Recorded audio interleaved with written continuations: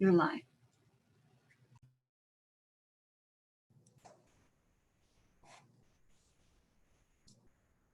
Good afternoon, secondary families. I know we have some parents and we have some students joining us today.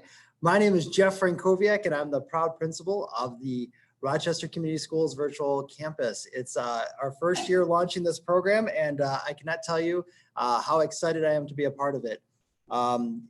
Recently, I was the principal at Long Meadow Elementary, which is an elementary in our district. Previously, before that, I was a high school principal and did quite a bit of work with the virtual campus before as well. And it's one of those things that Rochester has just been on fire as we've been getting this together. And we're going to spend a little bit of time talking about where we're going, where we've been, as well as answering some of the questions that you've posed along the way. Now, I know that there are going to be questions that may have come from some of our answers, and that's okay. We have tailored everything about this presentation to basically gauge what people are asking or some things that they want some more clarity on. So we're going to go through the next probably 45 minutes or so and cover some topics. And if there's anything that that comes up, please don't hesitate to give us an email or give us a call. Our contact information is posted, and we'll share that at the end as well. Just before I go ahead to the next slide, social media is going to be another way to kind of stay alive with us with updates. They're going to be fast and furious now that we have our staff on board. But you can go to Facebook /RCS Virtual or Twitter @RCS Virtual. And I know we have some teachers that actually created an Instagram too, which the account is @RCS Virtual. So you can't go wrong. Definitely check us out in social media because we will be communicating quite a bit of school information as well. School Messenger is always a reliable source, but with the opportunity to connect on social media, we can have more two-way conversations as well. So as we jump in, I'm just going to spend the first part of the meeting just covering a few of the key components of the virtual campus. So our vision statement, which is here, and I want to highlight a couple different components that are what we call like those foundational blocks that we want to focus on. The biggest part is the connection between family and our RCS family of teachers. And so as you engage in this virtual context or this learning path, you're going to find that you're going to be more involved and have more opportunities to be involved in your child's education. And it's one of the things that we really want to be mindful that teachers are going to be your learning guide, but with so much asynchronous content, which we'll talk about that concept in a minute too, you're going to be in a prime position to help and guide and join your students along their learning journey. The help coach your child at home with their learning experience. I wish I could highlight that and make that dance around and just show how important that concept is. It's one of those things that teachers are going to be providing content, they're going to be providing feedback, they're going to be curating lessons, lessons that are tailored to the specific needs of our students. But it's also one of the things to remember that as parents, you're going to be able to coach your students and go along every step of the way. That could be as simple as asking them every day or frequently, what did you just learn about today in social studies? Or, hey, what was that book about? Or what are you excited to do for this project that your teacher is asking you to put together? And so as you gauge and you connect with your students, you're going to find that you probably feel more involved in their education and learning than ever before, which I know for many of you, that's the appeal. We have some families and some students who are joining us as a response to the COVID-19 mitigation measures. For whatever reason, folks chose this environment because it fits for their family and they just feel as the whole pandemic is taking place right now that this is a great style of learning. But we also have a significant amount of families and students who are interested in this learning path. This is a program that is not anticipated to go anywhere anytime soon. This is not a response to the pandemic. This is a program that truly, as RCS, looks to be a world-class institution or a world-class district to offer as many learning paths as possible. You're going to find that students, when it comes to learning, they can realize opportunities that they've never been able to realize before. So again, very excited about it. I also just really want to highlight the magnitude of this program. Research does show that this type of a campus or this type of an initiative takes about 2 years to put together. Collectively, we, not just the teachers, not just the staff, not just the administration, we, all of us, the community, came together, and in 2 months, we put this together. 2 months. And we're trying stuff that has never been done before. A lot of virtual programs, if you do shop around, you do look around, often rely on a teacher almost bouncing back and forth between software packages that coexist.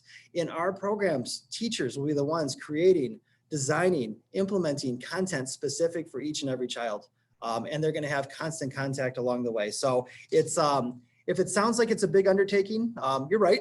But the good thing is through the partnership and as we engage together, we'll be together every step of the way. So a little bit later, I do want to highlight in this presentation, you're going to have an opportunity to hear from some other of our teammates in the virtual campus, including some teachers. So it'll be exciting. As we kind of go along, I also want to kind of talk a little bit about our philosophy. And as you kind of scroll through that on the screen, the one part I really want to highlight here is the unique partnership between staff and families will support student learning and provide options for flexibility. And as you dive into this, what we mean by flexibility is that learning is going to take place in kind of two different modalities. And we're going to talk about this synchronous and asynchronous. But for some families, and we have families who are abroad right now who are still going to be involved with this program, families who have a non-traditional learning style at home, or families who just want to have a connection or opportunities for the student that kind of go away from the traditional bell schedule of the brick and mortar context or the traditional schools that we have. And so when you dive into this and you go through the next couple slides, this unique partnership is going to be important. And one thing that, you'll hear about our staff in a minute too, but one thing that we've been talking about this week has been we're going to have a plan and we're going to implement it. And we feel like our plan is pretty solid, but we're going to get feedback from our students. We're going to get feedback from our parents, and we're going to get feedback from our staff. And we might have to change that plan. And that's okay. Because together we're going to continue to synthesize and organize as we go through our inaugural year. So I do ask for everyone just to stay on board. We know that this is going to be new for everybody. We will have bumps. We will have hiccups next week. It's going to happen, but that's okay. Again, if we stay in this together, we're going to do something I think that's never been done before. And we're going to do that as a community. So the next part, look at the size of our campus. I think I safely speak for all of us in RCS that we never anticipated the interest to be this grand for how many folks have enrolled. Almost 1,800 elementary students are currently enrolled and anticipated to start on September 1st. Almost 800 middle school students and about 750 high school students for a grand total of 3,338 students from RCS joining us on our journey. If you're really good with math, you're going to see that that's a substantial part of our district. And it's one of those parts that, we have a lot of different students. We have a lot of students with different learning styles. We have a lot of students who are on different paths on their trajectory. There's some students who school comes easy. There's some students that might have some different hurdles with school. We are definitely building a campus that is really meant to serve all. So in that kind of quest, we have to have a roster that's going to be able to do that. Look at the size of our staff. 147 highly qualified Rochester Community Schools teachers are going to be joining us on this campus. Some might be part-time. We might be sharing them with a traditional context, but that's where it is right now. We'll have counselors, support staff, ESL teachers, special educators to help with IEPs, administrators. I do want to highlight this. I actually missed this on the elementary presentation, that for administrators, there's only 2 of us. You're going to meet Mr. Lindstrom in a few minutes, who is dynamite and who's been a great addition to our staff, but that's it. There are 2 administrators for this whole program because we've been putting all of our resources to help kids on the front end. And so it's kind of an exciting shift for how schools can be organized. Now, the other part too is with this roster of staff, we're going to be incorporating social emotional learning opportunities. So we're going to be really focusing on the whole child. And so when I say that is we really want to make sure that, we're connecting counselors to children. We're going to bring in potentially social work programs. The district has quite a bit with social emotional learning going on, and our students are going to have every opportunity to participate like they would in the brick and mortar or traditional setting. I'm going to go a little fast on these next ones. I cannot brag about the professional faculty and staff that have come on board. All week long, I've been getting to know them. As I said, I have an elementary background in Rochester, so I'm meeting tons of secondary faculty. I'm a parent myself. My child will attend RCS in a few short years. I would want her in any one of these folks' classrooms. They're that good. They're learning, they're adapting, they're innovating, they're giving up time with their families, they're working overtime to get everything ready. And honestly, they're going to have a pretty high standard when it comes to making sure that our students have that world-class Rochester experience. The professional learning this week has included everything from understanding digital technology when it comes to instructional strategies. It's included social emotional learning. It's included how to build rapport and support, basically intervention through the computer. And believe it or not, the way the research in our environment and in education is caught up, we can do it. And these folks are going to find out how. So with that said, I got one more thing I'm going to talk about before we turn it over to some of our guest speakers. We are going to be sending out so much information about the concept of virtual learning. We do not want to go too heavy in this today, but I just want you to have two key words. They're kind of like the words of the day in there, and that's synchronous and asynchronous learning. Synchronous is where students are checked in with or connected with. That's when students will have the opportunity to watch those live or recorded lessons. You're going to hear throughout the presentation when there's a live opportunity, we really want students to be there. But if they miss it, it'll be recorded. Asynchronous are those materials that are presented and provided through the Moodle platform that students will be able to then connect with. So a couple examples, you'll see like synchronous, is conferring. How is it going? I see that you're struggling with this assignment. How can I help? It could be a small group or a book club or, research club or writing clubs. But it's the biggest thing is when teachers have office hours opportunities to connect, teachers are guiding that instruction. Asynchronous is, giving modeling lessons, but they're providing offline. The nice thing about this program is students have a chance to access these materials anytime at night. I know for a fact, personally, I do some of my best work at night. It's just how I've always been. I've been that way since even in grade school. And so for some students, they might find they're doing their best work at night. They're not confined to the standard bell schedule with that. So just asynchronous and synchronous, just keep those in mind as we dive in. It gives me great pleasure to announce our assistant principal and introduce him as he takes the stage. Mr. Lindstrom, please take it away.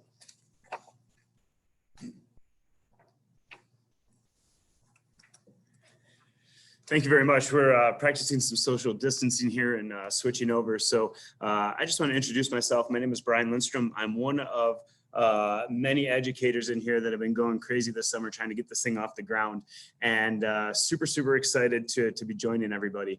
I come to you from Rochester Adams High School. I was there for 15 years as a social studies teacher. I was also at that time the student council coordinator and activities director. So with the teachers that we've been coming up with some of these ideas to get the student involvement, it has been absolutely amazing seeing some of the ideas flying around of how we're going to get everybody connected into this and really build that culture that I loved at Rochester Adams. So besides that, I've also been the 6 through 12 curriculum coordinator for social studies for going back about 8 years now.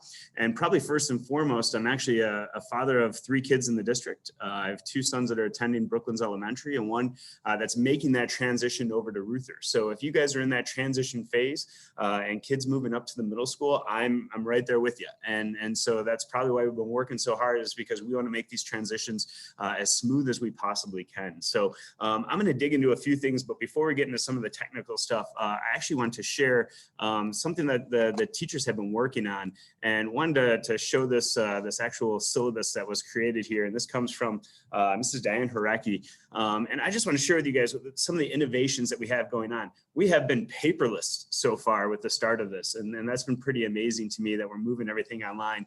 And so the syllabus, welcome letters and everything that are posted is all digital. And contact information. Our teachers are doing an amazing job of getting contact information out and just kind of sharing with them who they are and so where they have it and everything else. So our teachers are creating and innovating. They literally worked on this last week to get this all together as we get ready to go forward with this. So I just want to share that real fast and kind of take it through that. So we're going to actually jump back. I'm going to stop sharing my screen here and jump back into this. What does our schedule look like at the high school level? So I'm going to actually bring this in here and show you guys what we have going on for our high school schedule. So each day of the week actually represents one of the subject areas. So we have 4 core subject areas: our English, our social studies, our math, our science, and our elective classes. And as we go through this, students will be synchronous with those teachers on those days. They'll have an opportunity for them to check in with them, to communicate with them, get on a Zoom, clarify questions, clarify assignments for the week, check in, how you doing, all that other stuff on those days.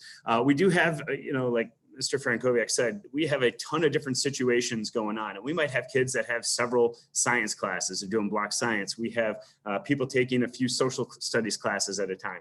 And so this has been one of the most unique things as an educator I have ever seen, is that I get to go to teachers and say, when do you guys want to schedule your class? And so our teachers are looking between an 8 to 3 block, sometimes 8 to 4 block of saying, here's where we like to schedule our class, and this is what we're going to have set up for them. So this is a massive coordinated effort that we're working on to get them together. We also know that there's students that won't be able to make it. They just, for whatever reason it is and why they chose to be with us, they're not going to be able to make it at that time. So those lessons and videos will be available for them, as well as the asynchronous lessons. And that's probably one of the things that I'm probably the most proud about, is our asynchronous lessons that our teachers have been working on. At the beginning of the summer, when we knew we were going this route, we hopped on board and we had over 40 teachers go out and build courses throughout the summer. They got training in the platform that we're using, which we will show you in a second. And they sat down and they really built a skeleton for these teachers who are coming in, and some are just finding out their assignments within the past few weeks because of the crazy movements going on and shifting of population. But they're able to jump right in and have this skeleton and have this base built for them. And so it's their task to add their own personal flair with it. And so I've been really excited for the past few days that teachers are able to add, their flair to these things as we get it going. So the fact that teachers actually built these courses with the resources they've been using in brick and mortar isn't just going to be for this year. Those teachers are going to take it back, whether they're with us or not, and have these platforms and these skills. So we really see that we've increased our human capital over the summer. So just really, really excited with that. So again, our schedule, English, social studies, math, science, and elective courses. Next week, when we get rolling, we start on Tuesday. So that means we start with our social studies classes. And they will be the first ones to really start to reach out as we get going forward with this stuff. On Friday, elective classes. When we say elective classes, those are classes that don't fall within your 4 core. So we're talking our band, our foreign language, our arts. All of those things take place on that Friday. So we will have more details coming out with this as we get going forward, but that is the basic gist of the schedule.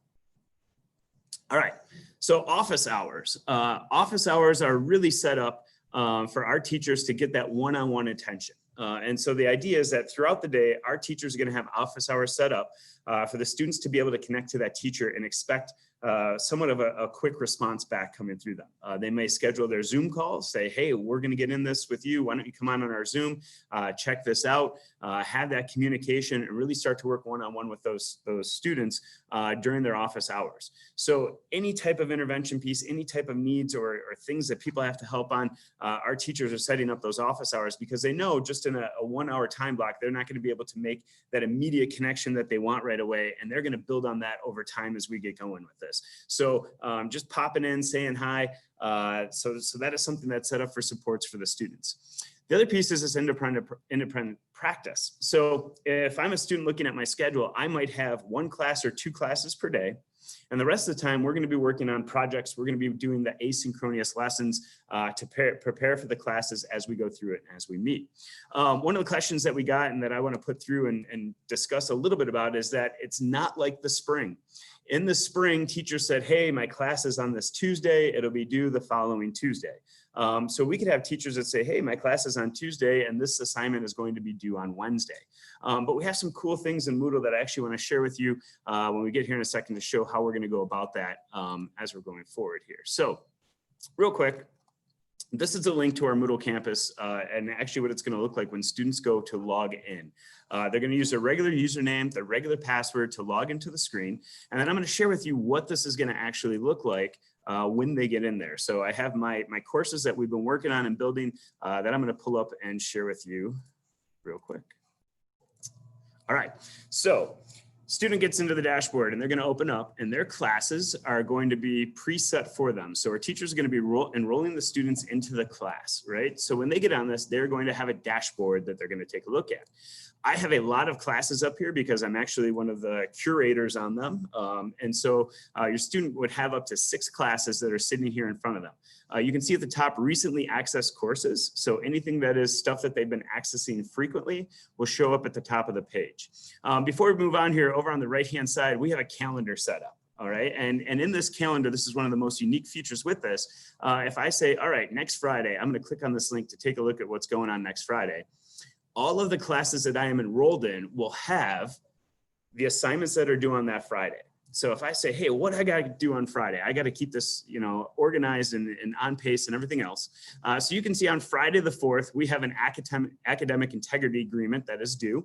Organize your drive. So any assignments that the teacher set up, all of the students will be able to see this as they get going forward. So you can already see on next week, I'm enrolled in this class. We have another academic integrity agreement form that is one of the teachers that posted it up there.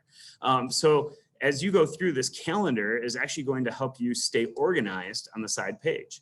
There's another thing on the right-hand side that says upcoming events. So any assignments or anything that it needs to be turned in will be down here on the bar for upcoming events. And again, I have a lot of these because my site is populated. I'm on pretty much all the teachers' web pages to go through and be able to check that out and take a look at. One of the first courses that they're going to be able to see is a student orientation course. And this is where we're going to get a lot of questions of how do I do stuff? How do I turn stuff in? And every student is enrolled in this course. So they will be able to go through. We have support numbers right here. So this is where we're going to find the support, the phone contacts, if they need help with anything as it gets going. We have the virtual campus handbook, tips and navigation stuff. And we also have some things and pieces about being a digital citizenship. And you see that academic integrity agreement form here. So a lot of things that are on here that we go through that they're just going to log in and they're going to take a look at and kind of scroll through. Different activities, different lessons, and I'm going to show you what those actually look like in a real course here. So all the students will hop in, they will have this student orientation piece that they're going to go through and take a look at when we start up school. So let's get back to our dashboard, and just to kind of give you a sneak peek as to what one of the classes might look like, I'm going to actually hop into our RCS economics course. And so I click on this, and what you're going to see here is the actual course for itself. So right when I get onto this, I'm going to see on the right-hand side, we have our resources. So we have a bunch of online PDF and interactive textbooks listed on the side. And as I scroll down, some of this is teacher stuff here. We'll take a look at how this is set up. So in this class, you see that you have a lesson, you have the activities for that lesson, and down on the bottom, you have a student forum. The teachers are using student forums for many things, asking for reflections. What did you feel about the lesson? So it's not just questions. Students are allowed to interact with one another as they go through that. And it's one of those pieces that we're going to get to kids to connect on this. So in this case, if I say, all right, I'm going to take a look at this lesson, I'm going to click on this link right here, and it's going to pull up one of the interactive pieces for the notes. So I click on this full screen button, and then we're going to be able to click through this and take a look at the different pieces. And so you're seeing exactly what a student would be if they're in the economics class going through this. All right. So we have lessons, we have interactive pieces, there's embedded videos as we go through. We've had teachers who've been building digital books, which is kind of a place where they're going to store some of their multimedia information. So I click on the multimedia information, and these are videos that actually go with the lesson that the students would be able to flip through as they go to see. So I just want to give a real quick snapshot of what it's going to look like when your students get into the Moodle courses and start going through them. We do have teachers in the district that have used them, so some kids might be familiar with this, but this is one of the pieces that I want to share with you as we get ready to go here. So with that, we're going to continue on here.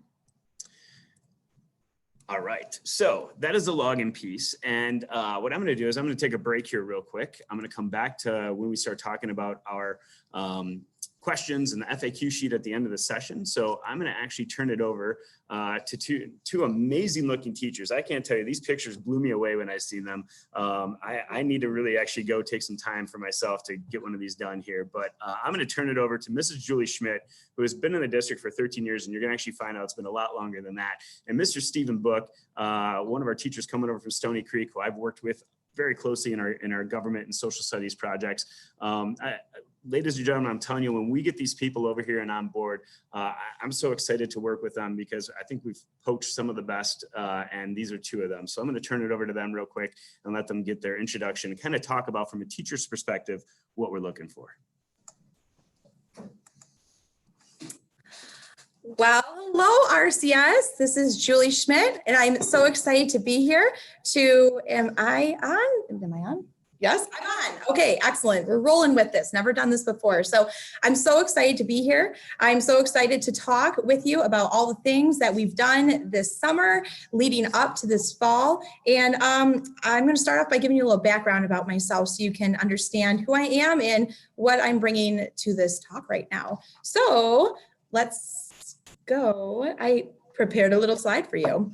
So my name is Julie Schmidt, and I'm actually an RCS alum. I come from Meadowbrook. I grew up and went to West and then graduated from Rochester High School in 01. My family of 6 and I, we actually still live in Rochester. It's such a great place. Why leave? My husband and I, we have 4 kids, 3 of which will be attending the virtual campus this fall. And I'm coming to the virtual campus after teaching math for 13 years at Hart Middle School. I also taught accelerated 6th grade math remotely for the district last year, even prior to COVID. I wrote, and I'm excited to be teaching the 6th grade math course at the virtual campus. And a fun fact about me is my hobbies include singing and acting. I'm a former rat from Rochester High School, and I love incorporating those aspects into my classroom. So with that, I would like to hand it over to Mr. Stephen Book. Steve and Julie in the afternoon, coming to you live from the administrative building here in scenic downtown Rochester. Cue the theme music, Julie. Da-da-da, da-da-da. There it is. Hey, everybody. It's so good to, meet you all virtually. Can't wait to connect with the families in these secondary sections. My name is Stephen Book. I'm going to be teaching AP US Government and Regular Government in the virtual campus. Thank you to Jeff and Brian for the wonderful introduction, and to my lovely colleague, Julie. We are so excited to work with you guys. And here's a little bit about my background. You look great. Thank you. I, like Julie, am a Rochester Community Schools alum. I attended North Hill for kindergarten. Then the new Brooklands Elementary School opened up. Went there through 5th grade, then Ruther Middle School, graduated from the Rochester High School, class of 2006. Family of 4, my wife teaches math and science over at Stony Creek High School. That's how we met. We have 2 amazing daughters that are 3 and 7 months old. I come to the virtual campus after teaching for 9 years in the social studies department at Stony Creek High School. Over there, I taught AP Gov, World Religions, and the theater classes. I also am a former rat. Shout out to Frank Gollin, who groomed us both. That's right, Frank. Thank you. I also direct the musical theater program over at Stony Creek. I coach girls basketball at Hart Middle School, and I oversee all the student clubs over at Stony Creek. I designed the AP Gov curriculum for the virtual campus this summer. It was long hours. It was exciting work though, and I cannot wait to show it off to my students. Like I said before, AP US Government and regular Gov in the virtual campus. I'm a diehard Spartan. I love live music. I love to travel. I love to play some golf. And of course, I love our Detroit sports teams.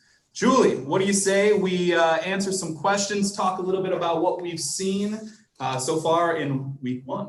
That sounds great. So what's the first question, Steve? We've got, what is the RCS virtual campus staff like? You want to go first? I'd love to go first. Well, I have to start with our administration. It's clearly amazing. They're not standing in the room next to me hearing me say that. Of course not, but they're fantastic. So lots of energy, lots of positivity. And we just had our first PD last Monday. And I have to say, I entered in not really knowing many people who are on the virtual staff, but by the end of it, I felt connected. They put us into breakout rooms and we made connections already that first day. So when we say, what's the RCS virtual staff like? I think we're energetic. I think we're motivated. I think we're excited. I think we're innovative.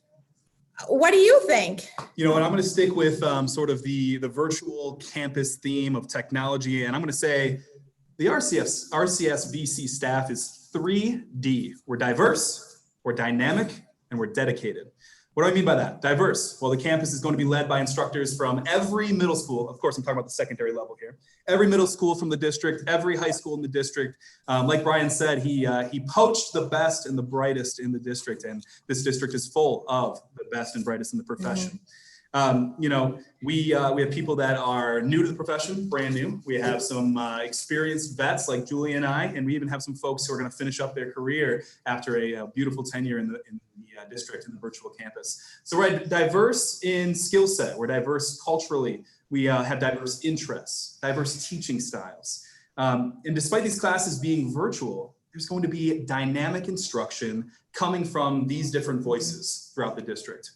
So I mentioned the word dynamic, Julie. And I'm going to kind of put dynamic and dedicated, the second and third D together. We have spent the last week in professional development meetings. We've worked together with folks who were complete strangers prior to this past Tuesday. In fact, Julie and I have passed each other in the hallways at heart, but normally like on our way to do something different. Right. We've been texting for 24 hours and now we're lifelong best friends. Absolutely. We're going to do this every morning. Absolutely. Morning announcements. What do you guys think?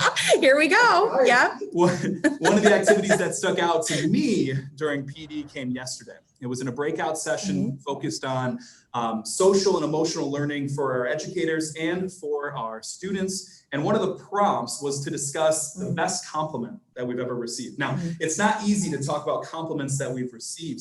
And so, of course, every educator in this breakout session, there were 4 or 5 of us in here who I'd never met before. We talked about compliments that have been paid by either a current RCS student or a former student. And I just want to share a couple of those to show you the dedication as well as the dynamic nature of some of the teachers in this building. The first quote comes from a colleague who said the best compliment he ever received was, "Coach, if it weren't for you, I would have never graduated." Another colleague told us how students asked her, "How do you stay so hip to what we like? You're so great at relating to us and connecting your lessons to what we like, and you did it remotely, not even in person." Yeah. A third colleague, Julie, was told by our students at the end of last school year's remote learning, "Your lessons were so interesting and so fun to watch that you should record yourself doing them and start your own YouTube channel." So be on the lookout for that coming up here. And the last member of my group took time away from her family, her friends, grading, lesson planning last spring.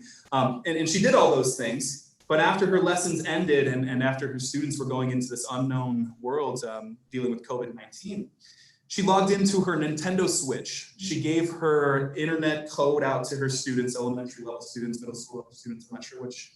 And she logged in and played some games on the Nintendo Switch, Mario Kart, Animal Crossing. And, if that doesn't show dedication to building community and rapport in a remote environment, I don't know what does. That's right. So I am so excited about the staff that these guys have put together.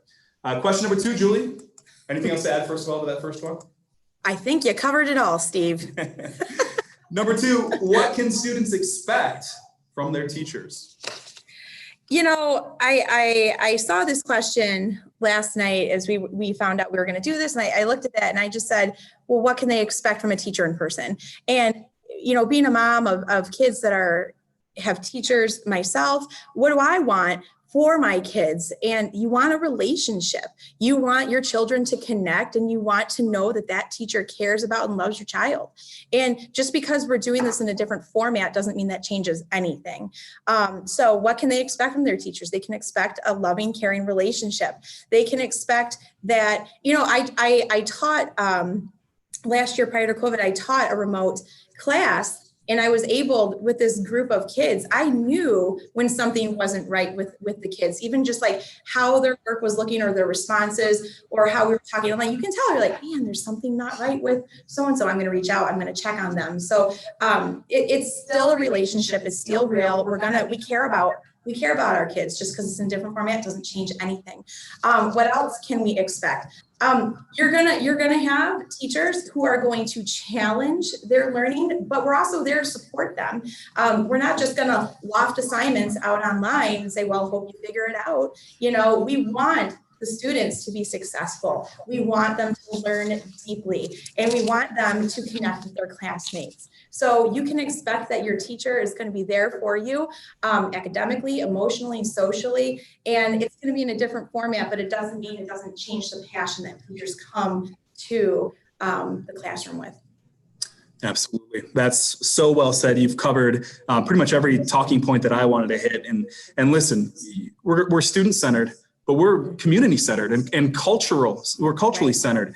we're going to build communities in this virtual campus that are not going to skip a beat from the in-person face-to-face interactions. Culture is going to be built within these communities. And I think based on what I've seen in the professional development from this week and interactions with our colleagues, I know that was the primary focus from what our colleagues did all summer. Yeah. Because believe it or not, we didn't know what we were teaching until pretty recently. So we worked on how to make our remote learning from last spring better, more exciting, and more invigorating, but also adding a little rigor that maybe was missing in the spring. There's going to be that, but listen, community, we're going to love your kids, and we cannot, like I said earlier, we cannot wait to meet them.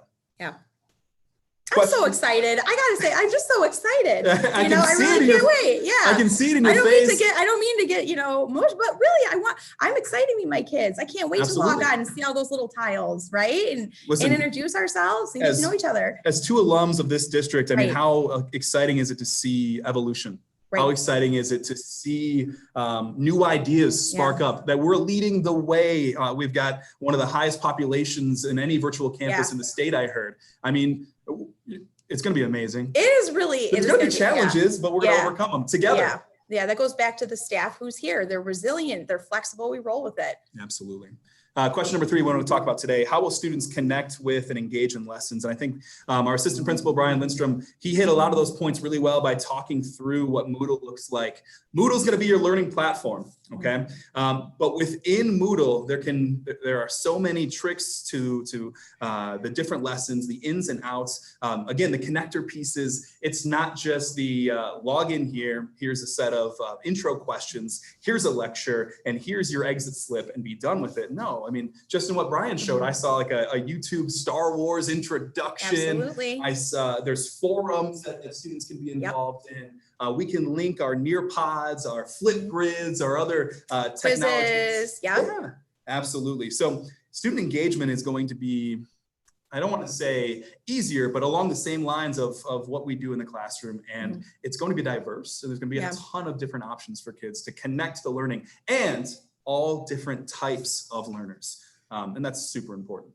Yeah, I know. And you were a course builder as well this summer, I believe, right? So I know that our curriculum coordinators really gave us a checklist as the course writers that we really need to ensure that our content had. And one of it was, I'm sorry, I just lost my train of thought. Of course I did. No, but one of the things it said was we need to make sure that kids are connecting. Yeah. So really, like all of the lessons, and we need to make sure that every unit gave opportunities to learn in multimodal fashions, right? So we've got text for people who learn as readers. We've got, I did voiceovers for my lessons. So if that's hard, you learn more auditory, you can listen. We've got videos, but also we've got forums, we've got chats, there's the buzzwords, the asynchronous and the synchronous learning, right? And so, but really it's true. And these courses are dynamic and diverse, and it's not just an identical format for every lesson. Absolutely. You're going back to the 3D, dynamic, diverse, 3D, right? And dedicated. Absolutely. And the last thing that we wanted to talk to you guys about, what are we most looking forward to about this new journey in the virtual campus? And Julie, you want to start? I'll kind of wrap it up. I think I kind of touched on it earlier, but really I'm just excited to meet my kids, and I'm excited to meet the classes. And honestly, I really have enjoyed expanding myself and pushing myself and learning a whole new side of teaching and learning. I feel like it's unlocked a whole new creativity in me, and for how to engage the learner. And so it's become kind of a challenge, right? Like, have I tried A, B, and C? Oh, I could bring in this, I could bring in this. And as you mentioned earlier, it's been a lot of late nights and a lot of connecting with people over the summer remotely, new forums and stuff that I've been a part of. And I'm excited to bring all that hard work and I'm continuing to learn, but to bring it all to fruition and let's start using it. And so being with the kids and expanding and pushing myself. And this is just like you said, it's kind of a landmark moment. Like you're starting something from scratch, brand new, and it's amazing to be a part of that. And I know that many of the colleagues I've talked to feel the same way. Absolutely.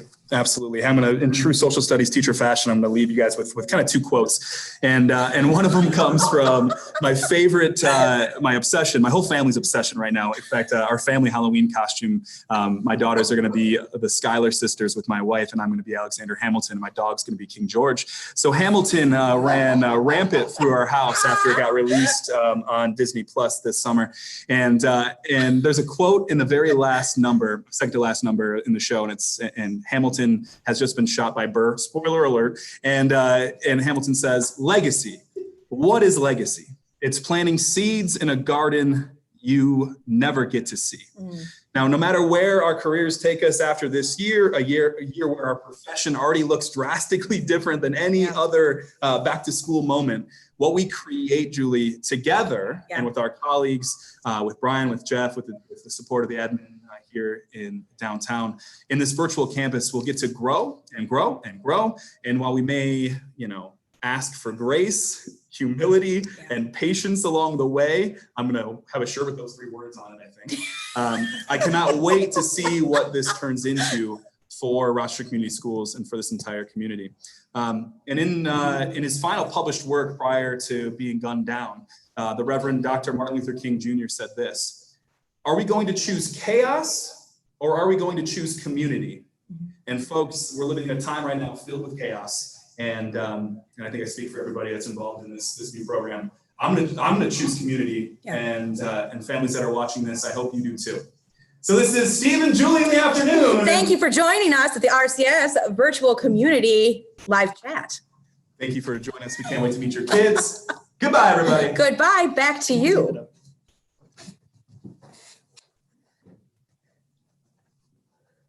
Thank you so much, Mr. Smith and Mr. Book. Now I feel like Mr. Lindstrom and I are an infomercial after you are watching your scheduled program. So thank you so much. How can you not be excited, or how can you not have a kid who'd be excited to be in their class?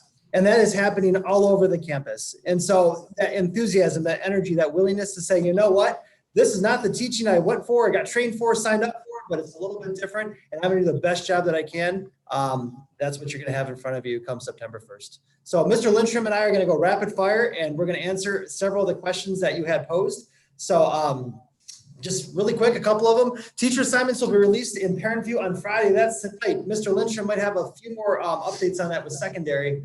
I think we're on par. It's been coming down to the wire. We are, yep. The other thing too is a bit popular question is, where are my Google credentials? Especially if I'm a new student to RCS and I was not a student last year. We've actually had a substantial amount of families enroll in Rochester Community Schools for this type of learning.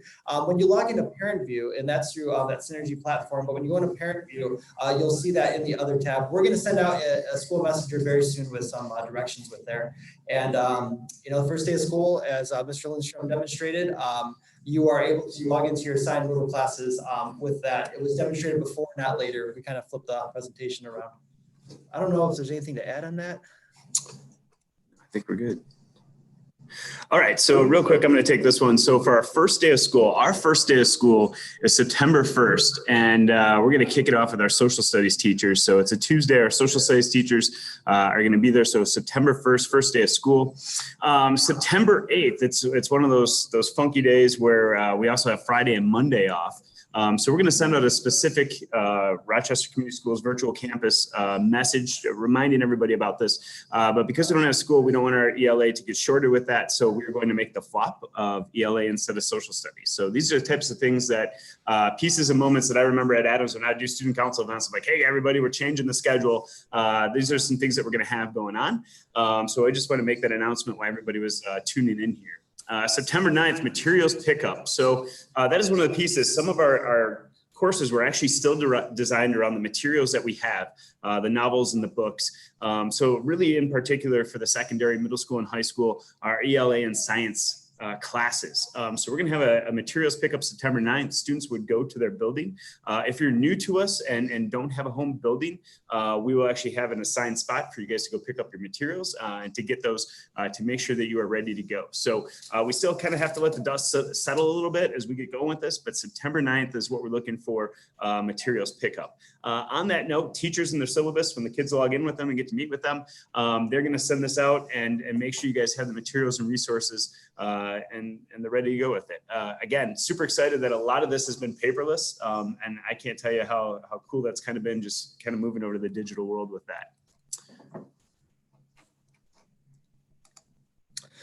You know, one popular question, and I completely understand it, is if you're someone who is in this learning environment for whatever reason, and you still want to have those connections with your home school, that's not going to be a problem at all. First off, graduation is going to take place at the home school. So if you are, you know, a Highlander, or, you know, you're at Stony or Rochester High School, you'll still have opportunities to participate in all the same commencement addresses. Now, this year, this school is kind of a partnership with the other schools. If you're going to stick with us after this year, which many families have indicated they will, we're going to be our own separate school, mascot, traditions, and all. And so it's one of those things that as you look forward in the future, please note that this year might look a little bit differently. And if you're a new student to the district and you are a senior, we will find ways so you can participate in the appropriate commencement ceremony. It is very majestic in this district, and the 3 high schools do not at this point.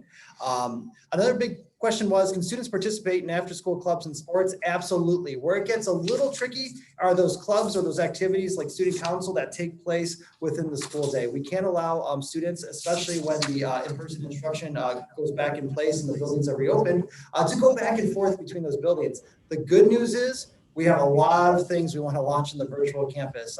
I don't want to speak too prematurely, but several clubs and activities that you might find at your other schools we want to offer here, and a few other ones that, being the nature of what our school is about, we'll be able to put in place. So stay tuned. That's going to be an exciting thing for you to get involved with. Attendance was another big question. And we have quite a few different things with the state of Michigan in this type of environment with what we call virtual learning, but there's also things which the state is calling pandemic learning. Now, this is a virtual campus, virtual learning. It is here to stay, and we're going to continue to just soar with new ideas and new innovations as we go. But we're getting those practices kind of reported to us and how we have to do that. So truthfully, when there's synchronous teaching, those live lessons, those lessons to connect with teachers, it's going to be better if everyone can make that work in their schedule. It's going to help for attendance procedures. It's going to help for connecting, but students have to do the work. Now, there's quite a bit for asynchronous learning, or you know, students dropping into office hours, which we can still make those connections. But when it comes to attendance, we really need them in their classes. That's how the rapport is going to get established. That's how they're going to make connections with their classmates for cooperative learning, and that's going to kind of be that boost so students don't fall behind.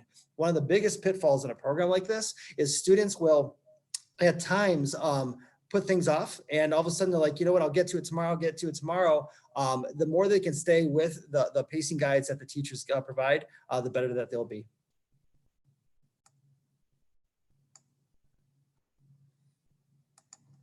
All right, so I think we got through everything. We were clicking through the slide going with this. I know that there's questions that people will have from our answers. Some of the things that we posted, Mr. Frankowiak will take you out with that. But I just want to say welcome. We're about to launch this thing. We're so excited to get this going and off the ground. Welcome to everybody. Welcome to our families. We're going to make this an amazing year. And I can't appreciate all the work that everybody has gone into it. Our fabulous teachers, our administration staff, our secretaries, our parapro, everybody has done a great job and really working to get this off the ground. So just a big, huge thank you. Yeah, Mr. Lindstrom, thanks for saying that. And kind of a further point to the reception that this has been met with our community. And again, I know the nerves, I know the fear, we're feeling it too. And again, we have a plan and we're going to be ready to go September 1st. But I have parents reaching out now saying, can I start up a PTA or can I start up an active parent network? It's the coolest thing. Of course we can do that. And actually, that's what's going to make the school our vision. We're actually going to be located located over in the Schultz campus, south of south of Avon on John R. But the neat thing is we're going to have learning spaces too. So once all this COVID-19 stuff sunsets and we're able to reopen the space, if you are going on this journey with us for virtual learning, you're able to connect with teachers. There might be office hours there, or we'll have science labs, or just places for kids to get together to collaborate and innovate. So all of that stuff is on the horizon. It will be coming together soon. And it's something to take this and go to this. So thank you. Have a great weekend. This presentation will be posted on rcsvirtual.com. If you have a friend, a neighbor, just anyone that did not catch it, please make sure to send the link. And again, if you have any questions, keep letting us know. So have a great day, and thanks for joining.